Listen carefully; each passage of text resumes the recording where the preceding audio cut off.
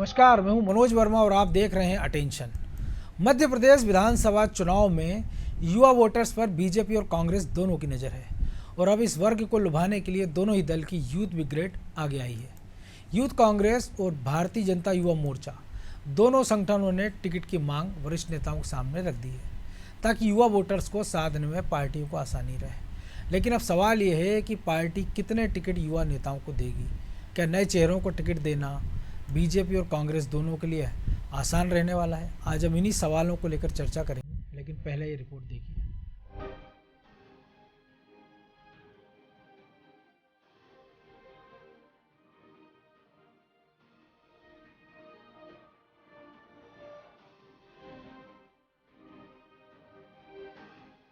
विधानसभा चुनाव की जंग, युवाओं का चाहिए संग। यूथ कांग्रेस और भाजयुमो की दावेदारी, अब युवाओं को टिकट देने की बारी। टिकट की रेस में अब यूथ कांग्रेस और भाजयुमो ने भी अपनी दावेदारी ठोक दी है। प्रदेश के 52% वोट बैंक को लुभाने के लिए युवा ब्रिगेड चुनावी मैदान में उतरने को तैयार है। लिहाजा भारतीय जनता युवा मोर्चा की तरफ से 20% यानी 46 सीटों पर उम्मीदवारी का दावा किया गया है। इतना ही नहीं, भाजयुमो ने चुनाव लड़ने के लिए बड़े स्तर पर तैयारी की है। जल्द ही वो संभाग स्तर पर बड़ी रैलियों का आयोजन करेगी, जिसमें संबंधित संभाग से हजारों युवाओं को बुलाने की तैयारी है। हालांकि अब बीजेपी अपनी युवा टीम में से कितनों को टिकट देगी, इस पर बीजेपी का क्या कहना है वो भी सुनिए। देखिए, भारतीय जनता पार्टी में इस प्रकार की परंपरा नहीं है कि कोई मोर्चा संगठन से टिकटों की मांग करे। हमारा नेतृत्व समय समय पर युवा नेतृत्व तराशता रहता है, उनको अवसर प्रदान करता है और समय आने पर चुनावी समर में भी उतारने का काम करता है। इस चुनाव में भी जो लोग इस प्रकार की प्रतिभा रखते होंगे, अपने क्षेत्रों में वर्चस्व रखते होंगे और जनता के बीच लोकप्रियता रखते होंगे, पार्टी उनको टिकट देने पर विचार करेगी। भाजपा के साथ ही कांग्रेस की यूथ विंग ने भी टिकट की दावेदारी की है। 35 सीटों पर चुनाव लड़ने की मांग यूथ कांग्रेस कर रही है। जाहिर है और नए चेहरों पर दोनों ही पार्टियों की नजर है। कांग्रेस ने फॉर्मूला तय कर लिया है कि उम्मीदवार के चयन का आधार बूथ जोड़ो यूथ जोड़ो के अभियान की सफलता होगा। हालांकि युवाओं के टिकट के सवाल पर दोनों ही दल मिला जुला जवाब दे रहे हैं। हम ज्यादा से ज्यादा युवाओं को इस बार उतारने जा रहे हैं, इसमें कहीं कोई दो राय नहीं है, क्योंकि युवाओं के हाथ अगर सही समय पे प्रदेश की बागडोर दी जाएगी तो निश्चित ही इससे मध्य प्रदेश का भी भला होगा और देश का भी भला होगा। बीजेपी में अभी तक 40 से कम वाले 15 विधायक हैं, जबकि कांग्रेस में 19 युवा विधायक हैं। वहीं दोनों ही पार्टियों के युवा नेता टिकट की दावेदारी को लेकर तर्क दे रहे हैं कि प्रदेश में 5 करोड़ 40 लाख से ज्यादा वोटर्स हैं। इनमें से 2 करोड़ 85 लाख यानी कि 52% मतदाता 18 से 40 साल के बीच है, जबकि 30 लाख वोटर्स ऐसे हैं जो पहली बार वोट डालेंगे। यही हार जीत की दिशा तय करेंगे। ऐसे में युवाओं को चुनावी मैदान में उतारा गया तो पार्टी को फायदा होगा, नई लीडरशिप भी डेवलप होगी। खैर, बीजेपी और कांग्रेस कितने युवाओं को टिकट देती है, ये तो टिकट की लिस्ट आने के बाद ही साफ होगा। ब्यूरो रिपोर्ट, अनादि टीवी।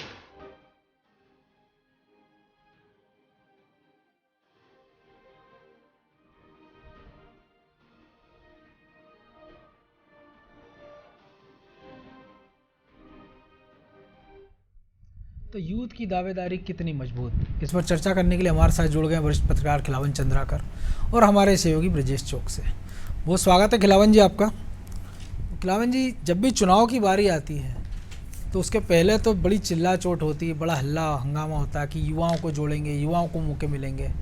लेकिन वही युवा जब चुनाव में टिकट मांगता है तो उसको दूसरा काम बता दिया जाता है कि आप में अनुभव नहीं है या आपको पार्टी के लिए काम करना है, आपको वक्त आने पर हम चुनाव मैदान में उतारेंगे। इस बार के चुनाव में भी लग रहा है कि जिस प्रकार से हल्ला वाले NSUI मचा रही हो या भाजयुमो मचा रही हो कि उस अनुपात में उन युवा चेहरों को टिकट मिल पाएगा। देखिए मनोज जी, आपने और हमने देखा है निश्चित तौर पे कि जब जब चुनाव आते हैं तब तक चाहे किसी भी दल के युवा वर्ग हो, चाहे महिला मोर्चा हो, चाहे और अल्पसंख्यक मोर्चा हो, सब जो है अपने अपने तरीके से टिकट की जुगाड़ में लग जाते हैं। बिल्कुल। लेकिन हमने आपने पाया भी है कि कोई भी दल जो है इस आधार पर टिकट का वितरण नहीं करती, बल्कि टिकट के वितरण का मुख्य जो कारण रहता है या मुख्य जो कारक रहता है वो यही रहता है कि जीतने के योग्य प्रत्याशी, और यदि किसी क्षेत्र में युवा प्रत्याशी उनको मिल जाता है तो निश्चित रूप से चुनाव जीतते हैं वो। अभी वर्तमान में जैसे मध्य प्रदेश में यदि हम देखें तो कांग्रेस के पास लगभग 20 ऐसे युवा चेहरे हैं जो चुनाव जीत कर आए हैं। उसी प्रकार 15 चेहरे लगभग बीजेपी में हैं जो यूथ हैं और चुनाव जीत के आए हैं। तो उनको उनको हालांकि उनको कोई आधार इस आधार पर टिकट नहीं दिया गया था कि वो ये युवा मोर्चा के हैं, यूथ कांग्रेस के हैं, बल्कि इस आधार पर टिकट दिया गया था कि वास्तव में योग्य थे, और योग्य थे इसीलिए योग्यता के आधार पर चुनाव लड़ के आए और जीत के आए। तो कुल मिला के यही ट्रेंड हर चुनाव के मौके पर रहता है। बल्कि मैं तो कहता हूँ सिर्फ विधानसभा चुनाव नहीं, लोकसभा चुनाव के समय भी बात होती है, नगरीय निकाय चुनाव के समय भी बात होती है कि यूथ को हमको इतना परसेंट चाहिए। चाहे तो वही तो होता है कि जब वो विधानसभा में टिकट मांगता है उसको कहते हैं अभी इंतजार करो, जब नगरीय निकाय में मांगता है तो कहते हैं इंतजार करो, लोकसभा में मांगता है तो इंतजार करो। तो ये अंतहीन इंतजार कभी खत्म होगा? देखिए फिर मैं बोल रहा हूँ आपको, कोई भी दल जो है आज चुनाव जीतने हारने की योग्यता के आधार पर ही टिकट देती है किसी को। सिर्फ युवा है इसलिए इसको टिकट दे दिया जाए, ये कोई पैमाना नहीं होता। और हार जीत के पैमाने पर खरा उतरने के बाद भी उनको टिकट दी जाती है। इसलिए चाहे नगरीय निकाय के चुनाव हो, चाहे विधानसभा के चुनाव हो, चाहे लोकसभा के चुनाव हो, उनको ही टिकट दी जाती है जो वास्तव में योग्यता के पैमाने पे पूरी तरह से खरे उतरते हैं। और हमने देखा भी है कि ऐसे खरे उतरे हुए लोग बाद में चुनाव जीत के आते भी हैं, पार्टी का नाम आगे करते हैं जी। तो ब्रजेश जी, युवाओं की बात पार्टी में बीजेपी की अगर हम बात करें तो युवा प्रदेश अध्यक्ष, जिला अध्यक्षों के लिए उन्होंने क्राइटेरिया बता दिया था कि 55 पार का नहीं चलेगा, मंडल अध्यक्षों के लिए बता दिया था कि 35 पार का नहीं चलेगा, अपवाद छोड़ दिया जाए। लेकिन अगर उसी पार्टी की हम बात करें तो पिछले कुछ चुनावों में हम देख लें तो जो युवा मोर्चाओं के जो प्रदेश अध्यक्ष रहे हैं उसमें विश्वास सारंग हो, जीतू जिराती हो, इनको चुनाव लड़ने का मौका मिला। लेकिन हम देखते हैं अभिलाष पांडे की बात करें, अमरदीप मौर्य की बात करें, और जो सबसे जुझारू माने जाते थे धीरज पटेरिया, उन तक को पार्टी ने टिकट नहीं दिया। नतीजा हुआ पिछली बार वो निर्दलीय चुनाव लड़े और बीजेपी के शरद जैन को हार का सामना करना पड़ा, और हाल में पिछले दिनों उनको बीजेपी में वापस लाया गया। कांग्रेस की हम बात करें तो जीतू पटवारी है, कुणाल चौधरी है, विपिन वानखेड़े हैं, विक्रांत भूरिया को भी टिकट मिला, चुनाव हार गए। और बाकी की बात करें तो उन युवाओं को मौके नहीं मिले, लेकिन युवाओं के नाम पे मौका मिला। नकुल नाथ को मिल गया है, जयवर्धन को मिल गया है, कमलेश्वर पटेल को मिल गया है क्योंकि उनके पिताजी राजनीति में थे। तो दोनों युवाओं की बात जरूर कर रहे हैं। जो खिलावन जी भी कह रहे हैं कि जीतने लायक पैमाना, तो जिन लोगों को टिकट मिला है उन सबके पीछे कोई ना कोई पॉलिटिक बैकग्राउंड रहा है, एक आधे को छोड़ दो, तो वो ज़्यादा महत्वपूर्ण है या ये ज़्यादा महत्वपूर्ण है? कोई जिता सकता है भले युवा हो, लेकिन जब आप उसको मौका देंगे, कोई ऐसी सीट पर आप मौका दे दीजिए जो आपको लगता है कि पार्टी की परंपरागत सीट है, लेकिन उससे वो लोग लड़ना चाहते हैं जिनको बाकी सीटों पर खतरा हो, तो वो सेफ सीट ढूंढने लग जाते हैं। देखिए मनोज जी, चाहे वो युवा मोर्चा हो चाहे यूथ कांग्रेस हो, आप उसके प्रदेश अध्यक्ष बन गए हो, प्रदेश उपाध्यक्ष बन गए हो, उसकी बॉडी में आ गए हो, ये कोई पैमाना नहीं रहता है कि आपको टिकट मिल ही जाएगा। बिल्कुल, आपकी क्षमताएं कितनी हैं। हो सकता है आप बन गए हो, प्रदेश अध्यक्ष बन गए हो, किसी के सिफारिश पे बन गए हो, किसी के रहम करम पे बन गए हो, लेकिन आपका जनता में जनाधार ना हो, आप जनता के बीच में ना रहने वाले नेता हो, तो आपको टिकट देने का कोई मतलब नहीं रहता। आप प्रदेश अध्यक्ष बन लीजिए, खुश हो जाइए। क्योंकि दरअसल हो क्या गया है, पहले जो छात्र संगठनों के चुनाव होते थे, वो जो नर्सरी थी वो बंद हो चुकी है मध्य प्रदेश में। तो अब आप कहाँ से लाओगे यूथ को? तो आपको यूथ को लाना होगा युवा मोर्चा के माध्यम से, आपको लाना होगा युवा कांग्रेस के माध्यम से। तो हम देखते हैं कि वहाँ पे वर्चस्व कांग्रेस में आता है तो भाई भतीजावाद चल जाता है। यदि कांग्रेस की हम बात करें युवा मोर्चा में या युवा कांग्रेस में, तो कौन है प्रदेश अध्यक्ष? विक्रांत भूरिया। विक्रांत भूरिया कौन है? यदि कांतिलाल भूरिया के बेटे ना होते तो विक्रांत भूरिया क्या प्रदेश अध्यक्ष बन जाते? आपने जयवर्धन की बात की, आपने नकुल नाथ की बात की। निश्चित तौर पर युवा आज की तारीख में उनके पास ज़्यादा हैं, 15 पिछली बार जीते हैं 40 से कम उम्र के बीजेपी के, और 19 40 से कम उम्र के उनके पास युवा जो हैं कांग्रेस से विधायक हैं। लेकिन ये पैमाना ठीक नहीं है। पैमाना आप ठीक कब होगा, जब आप 52% युवा आबादी है तो आपको युवाओं को आगे लाना पड़ेगा, क्योंकि भविष्य के हिसाब से आपको उनको तैयार करना पड़ेगा। अब जब आपकी नर्सरी खत्म हो गई, नर्सरी बंद हो गई, तो आप कहां से तैयार करोगे? आप उनको तैयार करोगे निश्चित तौर पर नगरीय निकाय चुनाव से करोगे, पंचायत चुनाव से करोगे। तो हम वहां देखते हैं कि वहां भी परिस्थितियां नहीं है, तो युवाओं को कम मौका मिलेगा। तो बीजेपी ने एक प्रयोग किया मध्य प्रदेश में कि उनकी बाकायदा क्राइटेरिया बना दिया, उनने उम्र का पैमाना बना दिया कि उनका मंडल अध्यक्ष कितना होगा, जिला अध्यक्ष कितनी उम्र का होगा और पार्टी का प्रदेश अध्यक्ष कितनी उम्र का होगा। ये एक यूथ को आगे लाने की कोशिश है। अब उसको यूथ को आगे लेकर आ रही है ना बीजेपी, लेकिन ये जरूरी नहीं है कि अब युवा मोर्चा कहे कि साहब मुझे तो 20% टिकट चाहिए और मुझे 45 टिकट चाहिए, तो ये पॉसिबल नहीं है, क्योंकि आपके पास वैसे क्षमता के लोग हैं क्या?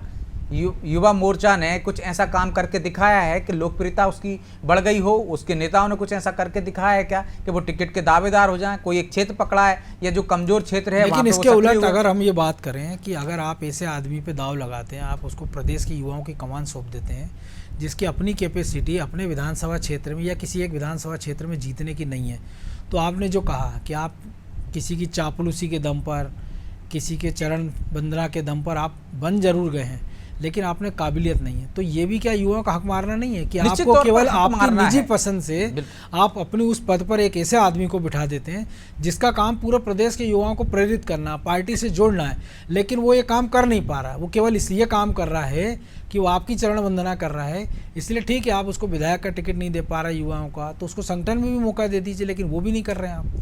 देखिए कई बार क्या होता है कि कोई युवा है, निश्चित तौर में उसमें संगठनात्मक क्षमता ज़्यादा अच्छी होती है, तो उसको संगठन की आप जिम्मेदारी दे दीजिए, कोई उसमें बुराई नहीं है कि वो संगठन का काम करे, लेकिन वो जनता में लोकप्रिय नहीं है। जो आपने बताया ना, ये जो सत्ता के साथ जो बुराई आती है, मुझे लगता है वो बीजेपी में आ गई। इससे पहले कि आप युवा मोर्चा को देख लीजिए, युवा मोर्चा में शिवराज सिंह चौहान, नरेंद्र सिंह तोमर, अजय बिश्नोई, प्रहलाद पटेल, कैलाश विजयवर्गीय, नरोत्तम मिश्रा, जितनी भी पीढ़ी है, चाहे हम बात करें विश्वास सारंग से, सेकंड लाइन से भी हम बात कर लें, चाहे जीतू जिराती से बात कर लें, ये सब कहां से आए मनोज जी? उसी से आए हैं ना। लेकिन आपने पिछले कुछ समय में जैसे ही आप सत्ता में आए, लेकिन तो ये जो नाम गिने इनमें ज्यादातर हाँ, वो थे जो विपक्ष के दौर में रहे। सत्ता के दौर में जब आपके मैं वहीं आ रहा हूं, संसाधन देखो जब आप सत्ता के दौर में हो, आप संसाधन हो, तो आपको युवाओं को आगे लाना चाहिए और वो दूसरे तरीके से काम कर सकते हैं।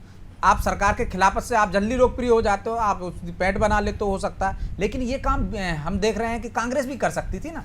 कांग्रेस के पास तो वो मौका था, हमने देखा उस मौका का फायदा कौन ने उठाया? कुणाल चौधरी ने उठाया। उस मौके का फायदा किसने उठाया? जीतू पटवारी ने उठाया। तो आप देखिए कांग्रेस में भी ऐसे मौके मिले हैं, लेकिन अब क्या ऐसे मौके बार बार आपको दिए जा रहे हैं क्या? बाद में आपने उस तरह से कोशिश की है कि नई एक युवा पीढ़ी आए? विक्रांत भूरिया को आप टिकट दे चुके हो ना एक बार, तो आपको ऐसे नई पीढ़ी को लाना चाहिए था मुझे लगता है। और जब आपकी क्षमता में होगी उसकी, तो आप देखिए वो बन जाएगा, उसको टिकट भी मिल जाएगा। कांग्रेस में और ज़्यादा आसानी से मिल जाता है, लेकिन वहाँ परिवारवाद भी हावी है, वहाँ वंशवाद भी हावी है। तो आप जो देख रहे हैं, जिन युवाओं की हम गिनती करते हैं, वहाँ ज़्यादा संख्या उन लोगों की है जो परंपरागत तरीके से या विरासत में जिनको राजनीति मिली है। बिल्कुल बीजेपी में वैसा नहीं है। लेकिन दोनों ही दलों को मुझे लगता है कि यूथ को आगे लाने के लिए ऐसे लोगों को आगे बढ़ाना होगा, बिना किसी भेदभाव के, बिना किसी इस बात के कि वो पट्टावाद के जाने हुए चरण वंदना वालों को छोड़ के कि कौन ज़्यादा सक्रिय, कौन समाज सेवा में, कौन लोकप्रिय, किसमें क्षमताएं। खासकर निश्चित तौर पर राजनेता पहचानते हैं कि क्षमताएं क्या हैं, तो क्षमताओं के आधार पर यदि आप नेतृत्व दोगे तो वो आपको एक नई पीढ़ी आप तैयार कर सकते हो जो आपके राज्य के लिए काम आएगी, जो आपके देश के लिए काम आएगी। लेकिन यदि आपने वैसा नहीं किया तो आप देखिए जिस तरह से हमने बीजेपी में भी देखा है, जिस तरह से कांग्रेस में भी देखते चले आ रहे हैं कि युवा नहीं आ रहे हैं आगे। यदि आ रहे हैं तो वो ही आ रहे हैं जो परंपरागत तरीके से, जिनका बैकग्राउंड सियासत का है या जिनका परिवार में लगातार कोई न कोई सियासत से जुड़ा रहा है। तो आपको नई जनरेशन लाने के लिए, युवाओं को लाने के लिए जिनको मौका देना पड़ेगा, तो उसके लिए अब आपके पास युवा मोर्चा और युवा कांग्रेस ही एक माध्यम बचे हैं जिसका बेहतर तरीके से उपयोग होना चाहिए। तो खिलावन जी, बेहतर उपयोग हो कैसे? कि जब अब टिकट की बारी आती है तो आपको आकाश विजयवर्गीय को टिकट देना है, तो आपको कैलाश विजयवर्गीय को आप नमस्ते कर लेते हो कि आपको चुनावी राजनीति से दूर रहना है। अभिषेक भार्गव टिकट मांगते हैं तो कहा जाता है कि पहले पिताजी गोपाल भार्गव टिकट सरेंडर कर दें। अगर मुदित सेजवार को टिकट चाहिए, वो इस कीमत में मिलता है कि गौरी शंकर सेजवार का टिकट काट दिया जाता है। और सिद्धार्थ मलैया को इसलिए टिकट नहीं दिया जाता है कि जयंत मलैया ऑलरेडी उस समय विधायक थे, या जो और पीढ़ी हम देख रहे हैं कि तुस्मुल हो, झा और ऐसे तमाम सारे नेता हैं। तो या तो आप नेतृत्व युवा नेतृत्व को ऐसे भी आगे नहीं बढ़ने दे रहे हैं कि आपको चुनावी राजनीति में संभावना नहीं है, और जिनमें आपको संभावना दिख रही, लेकिन चूंकि मोदी ने कह दिया परिवारवाद और वंशवाद, तो आप वहाँ भी उसको दरकिनार कर रहे हो। तो आखिर किया क्या जाए, क्योंकि ये भी नहीं कर सकती पार्टी की सारे युवा चेहरे आगे ला दे और अनुभव को घर बिठा दे, जो हम संगठन का आश्रय देख रहे हैं कि युवा जिलाध्यक्ष, युवा प्रदेश अध्यक्ष, तो संगठन के क्या हाल है, और युवा संगठन मंत्री, और पहले वो संगठन कैसे काम करता था। देखिए, भाजपा में जहाँ तक सवाल है, वंशवाद हावी नहीं। संभवतः यही कारण कि जितने नाम, चाहे मोदी केजरीवाल का नाम गिना ले आप, चाहे अभिषेक भार्गव का नाम गिना ले, जितने भी, चाहे मलैया का नाम गिना ले, जितने भी गिना रहे हैं सब नाम वैसे ही हैं, जो निश्चित तौर पे वंशवाद के दायरे से बाहर आकर कोशिश करते हैं, और उस कोशिश में वो असफल हो जाते हैं, क्योंकि उनके पिता बड़े बड़े नेता पहले से हैं, उनके परिवार के लोग बड़े नेता पहले से। तो कुल मिला के यही कहना है कि वंशवाद के पोषक जितने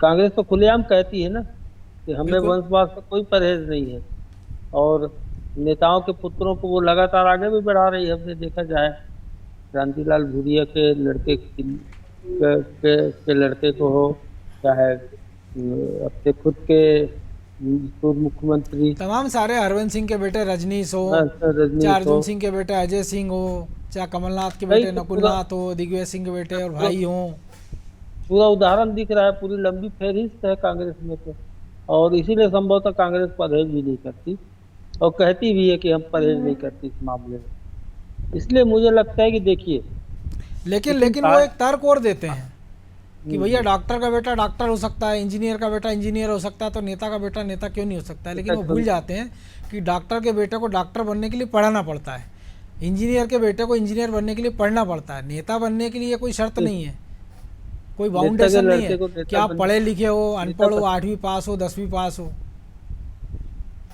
तो ये कंपैरिजन भी तो गलत है ना। चुनाव जिताओ नेता बनने के लिए उसे मैदान में सक्रिय होना पड़ता है, लोकप्रिय होना पड़ता है, उसका भी तो कोई पैमाना नहीं है ना। लोगों के बीच तभी तो वो चुनाव जिताऊ नेता बन पाते हैं। नहीं तो सामान्य नेता बनने में तो कोई फर्क नहीं पड़ता, बनते हैं लोग, बनते रहे हैं। भाजपा में एक महत्वपूर्ण बात ये देखी है हमने कि भाजपा ने जो ट्रेंड शुरू किया है कि हम जो अपने संगठन है उसमें जो ब्लॉक अध्यक्ष है उनको इस क्राइटेरिया तक लेंगे, 40 साल तक लेंगे, या जिला अध्यक्ष है उसको 45-50 साल तक लेंगे। इस तरह के जो क्राइटेरिया उन्होंने सुनिश्चित की है, उससे एक बड़ी अच्छी बात ये हुई है कि युवा नेतृत्व उनके बीच में पनपने लगे, और उसका लाभ भविष्य में। लेकिन खिलावन जी उसके अपने संकट भी तो हैं।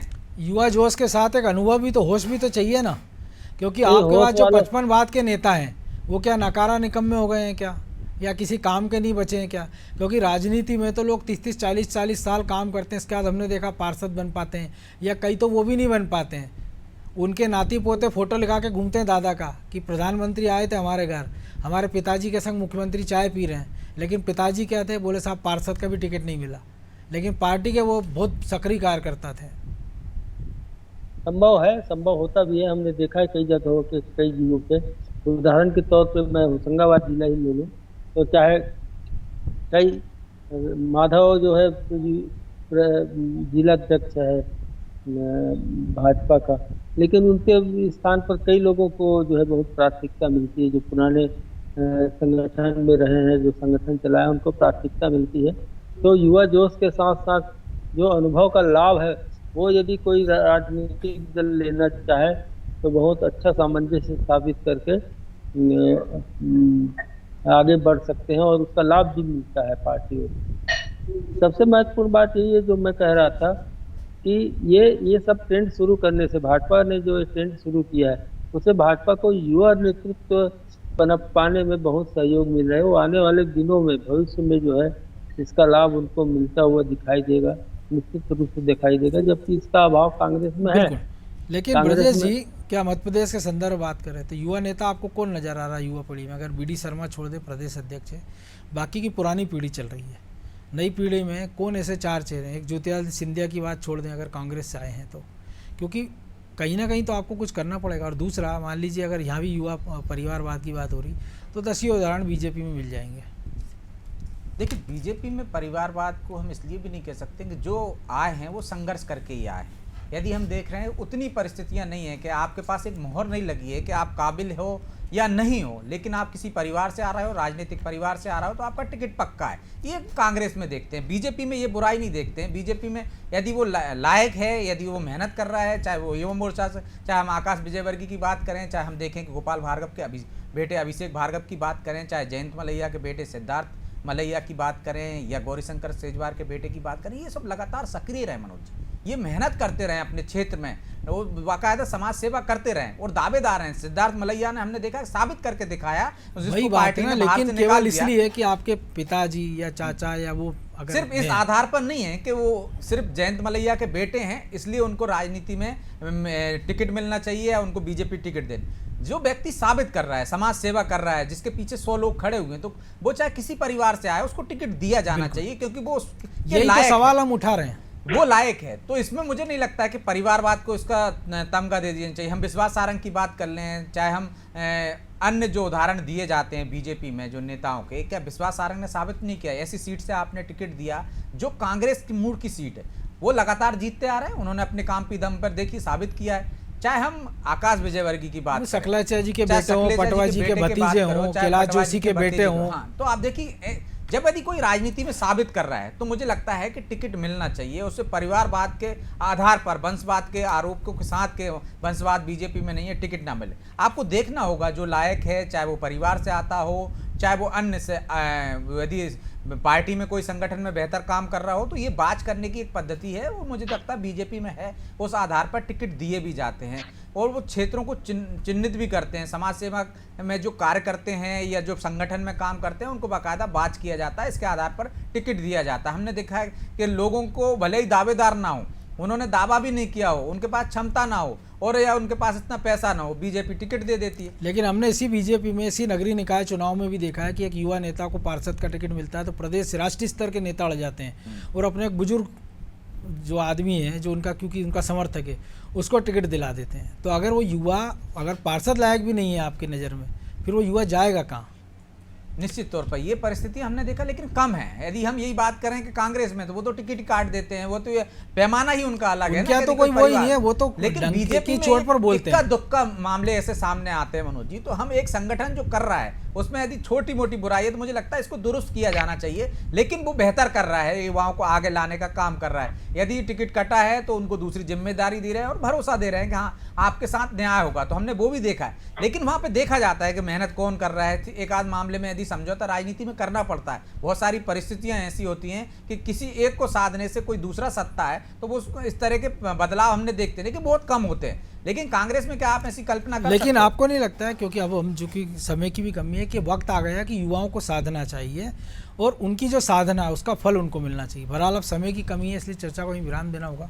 बहुत धन्यवाद खिलावन जी। तो निश्चित तौर पर युवा बड़ी उम्मीदों से हैं, क्योंकि पूरा देश युवा होता जा रहा है और इस युवा देश के युवाओं पर जिम्मेदारी है कि वो देश को आगे बढ़ाएं। लेकिन अगर उनको राजनीति में पर्याप्त प्रतिनिधित्व नहीं मिलेगा तो फिर बाकी जगह उनसे क्या उम्मीद की जाएगी? तो उम्मीद की जाना चाहिए कि राजनीतिक दल जिस युवा ऊर्जा का उपयोग चुनाव के दौरान करते हैं, कि चाहे वो डंडे खाना हो विपक्ष में रहते हुए या सरकार में रहते हुए, सरकार की उपलब्धियों को जनता तक पहुंचाना हो, नारे लगाना, होर्डिंग लगाना हो, पोस्टर चिपकाना हो, इससे ऊपर भी उनकी कोई भूमिका तय की जाएगी। अटेंशन में आज इतना ही, मुझे दीजिए इजाज़त और आप देखते रहिए अनादि टीवी। नमस्कार।